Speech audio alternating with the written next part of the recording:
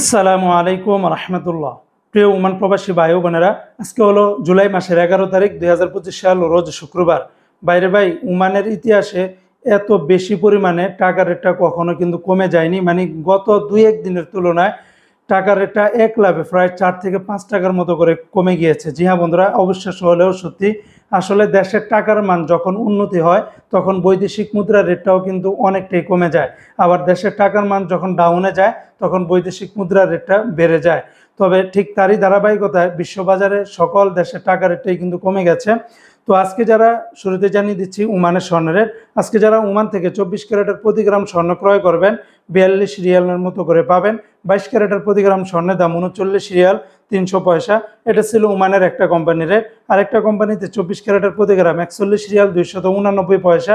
22 ক্যারেটের প্রতি গ্রাম 37 রিয়াল 854 পয়সা। 21 ক্যারেটের প্রতি গ্রাম 36 রিয়াল 132 পয়সা। 18 ক্যারেটের প্রতি গ্রাম 30 রিয়াল 970 পয়সা। এগুলোর সাথে ব্যাট ট্যাক্স, মেকিং চার্জ কোনো কিছুই যুক্ত করা হয়নি। তাছাড়া ওমানে আরও বিভিন্ন কোম্পানি রয়েছে, এক একটা তো ভিন্ন ভিন্ন রেটটা হতে পারে।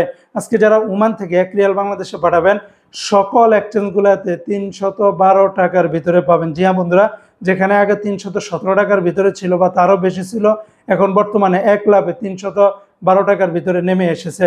তো বন্ধুরা, এই ছিল আজকে টাকা রেটের বিস্তারিত আপডেট।